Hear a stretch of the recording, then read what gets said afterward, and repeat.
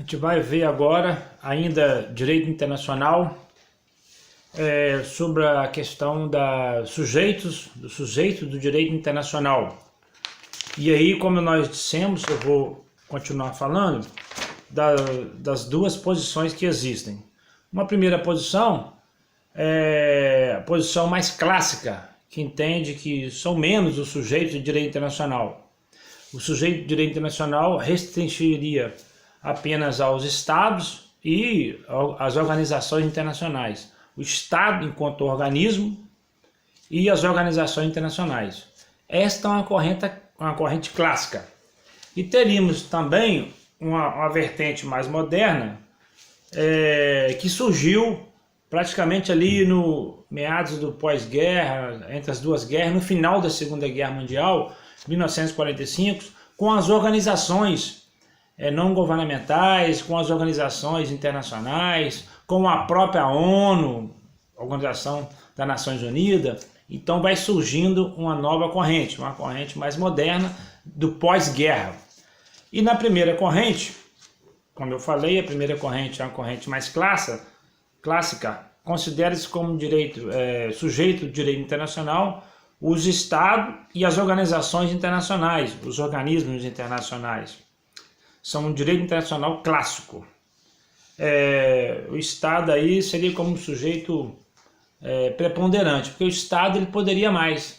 E basta lembrar que na época, outrora, principalmente antes da Segunda Guerra, as tratativas entre os Estados eram realmente feitas através da pessoa jurídica, o Estado, a personalidade Estado, o Estado americano, a Inglaterra, República Federativa do Brasil na órbita internacional, o Estado brasileiro e assim sucessivamente.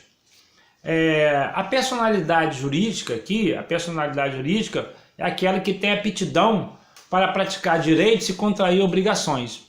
E aí é como se fosse pegar um gancho lá no direito civil, capacidade civil, capacidade das pessoas. Pega um gancho lá naquela parte geral do direito civil, na parte introdutória. Personalidade, que tem a aptidão para contrair direitos e também receber obrigações, direitos e obrigações. Só que aqui na órbita internacional. E agora, passando um pouco para a segunda corrente, a corrente mais de vanguarda, pós-guerra, principalmente em 1945, com a criação da ONU, Organização das Nações Unidas, passando a intervir nas relações internacionais para dar um perfil internacional daqueles estados, o que estava acontecendo naquelas depredações humanas, os direitos humanos em segundo plano, devido às consequências trágicas das guerras, as grandes guerras. Então surge aí a corrente moderna. E essa corrente ela vai entender que os sujeitos de direitos são os estados, como já falou na primeira corrente, as organizações internacionais, os organismos, e também agora os indivíduos. Porque os indivíduos que são o fim maior da norma, né? E aí eu sempre digo pro homine, a favor do homem, a dignidade da pessoa humana. E aí vai entrar a vertente dos direitos humanos. Essa é muito importante. O sujeito de direitos internacionais com a vertente dos direitos humanos. Então seriam três, basicamente, aqui, depois nós vamos aumentá-las na segunda corrente. Os estados, sujeito de direito internacional, os estados, organização internacional e os indivíduos. Os estados, num aspecto maior, o Estado lato sensu, é ele que vai estar sempre lá fazendo os tratados, as convenções de direito internacionais. Então o Estado como potência maior, os Estados entre si, os Estados organizados. A organização internacional já num campo menor.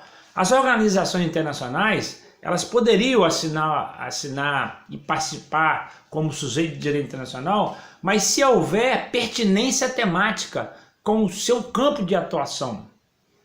Imagine uma organização internacional de proteção aos animais. Então, ela tem assento na órbita do direito internacional, como sujeito de direito internacional, no que tange ao aspecto da proteção do animal, dos animais, num aspecto global do planeta. Então, a pertinência temática dela afeta os animais. Uma outra organização que diga sobre direito internacional, direitos da dignidade da pessoa humana. Então, a pertinência temática para ela atuar no âmbito internacional, organização internacional que diga respeito a direitos humanos. Aí vai poder ter assento lá fora. E por último, os indivíduos. Os indivíduos já numa porção bem menor, já com menos reflexo, por enquanto, na órbita do direito internacional moderno. Os indivíduos ele pode aparecer como sujeito de direito internacional, tanto na qualidade de sujeito ativo, como também no polo passivo.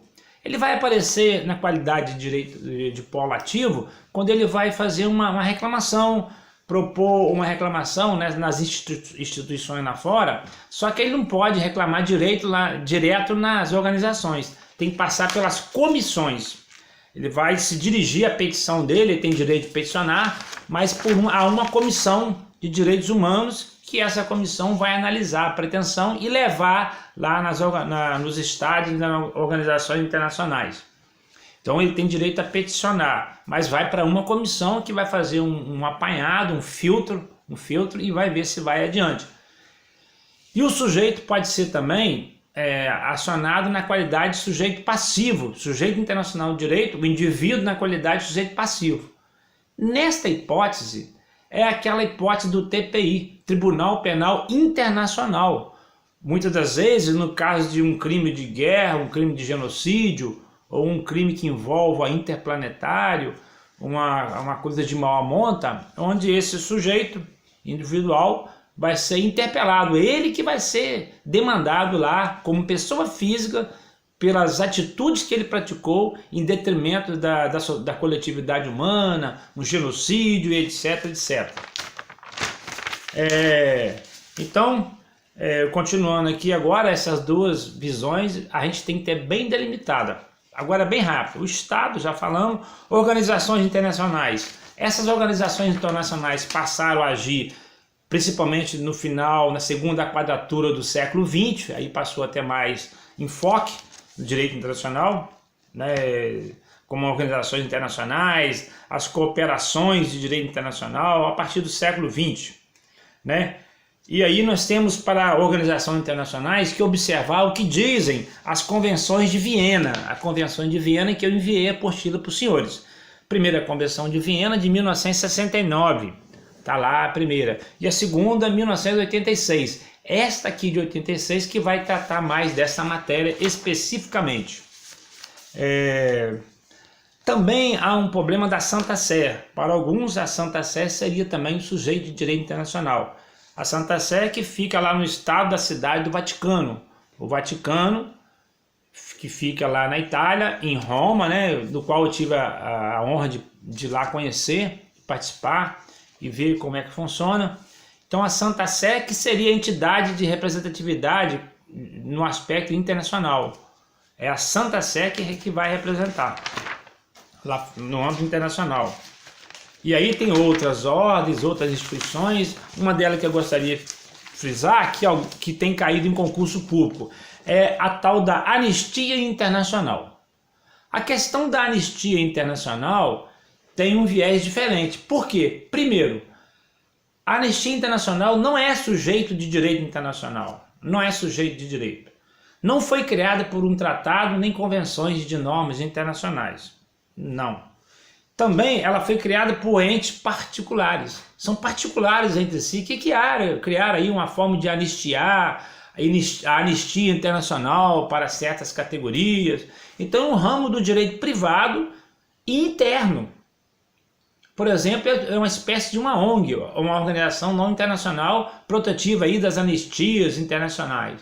Não é sujeito de direito. A Anistia Internacional não é sujeito de direito na órbita internacional. Que fique bem claro aí. O indivíduo, agora sim, né, o indivíduo, né, apesar de não celebrar tratados internacionais, mas ele faz parte.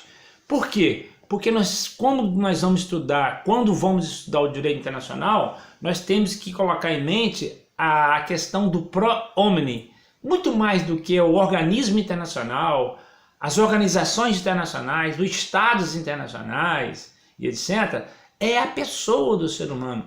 Tudo tem que girar em prol do ser humano. Por isso que nós dizemos pro homini, a favor do ser humano, da humanidade, da dignidade da pessoa humana, da qual, inclusive, o Brasil é signatário na Constituição Federal como direito fundamental. Não podemos esquecer isso.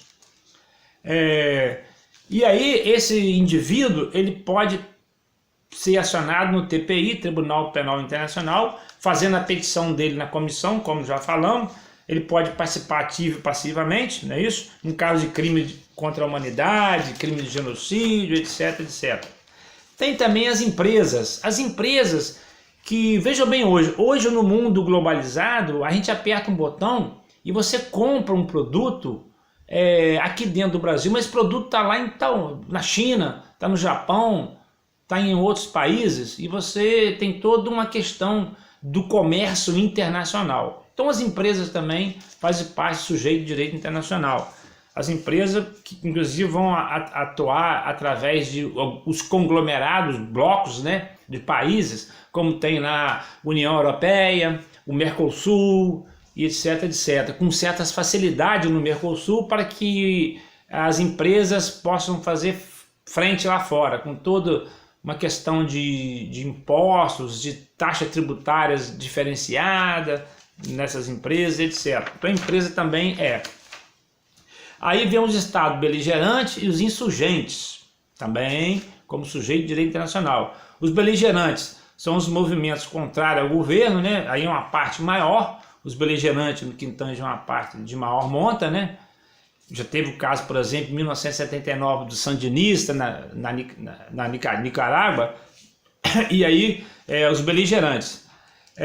O reconhecimento de beligerância é normalmente feito por uma declaração de neutralidade e é ato discricionário. E os beligerantes, apesar de estarem afrontando o Estado, eles vão ter reconhecimento, inclusive na órbita internacional. Eles vão ter voz ativa lá e aí poder ter assento lá e participar. Não é verdade? E as principais consequências do reconhecimento do beligerância incluem também obrigações de conflitos armados, etc. Eles vão poder, então, a possibilidade de tentar firmar contratos com alguns estados neutros. Então, os beligerantes, de uma forma maior, mais abrangente, são também sujeitos de direito. E aí, nós vamos falar um pouco do insurgente. Aí, insurgente, por exemplo, é aquelas revoltas militares de menor monta, que não vai dar tanto glamour internamente, não vai assolar o Estado como um todo, mas tem uma reviravolta interna, né? Do caso dos insurgentes.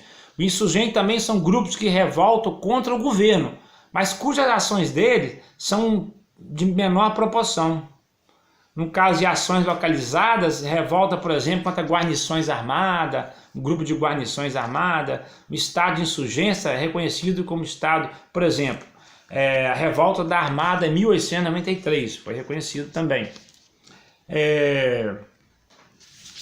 E aí, nós vamos passar a ter depois, estudar os chamados blocos regionais. Os blocos regionais também vão ter assento e vão ter representatividade como sujeito de direito internacional, tal qual as organizações e organismos internacionais, os blocos internacionais, né? Mercosul, Unasul, NAFTA e outros tantos que eu enviei a apostila para os senhores, ok?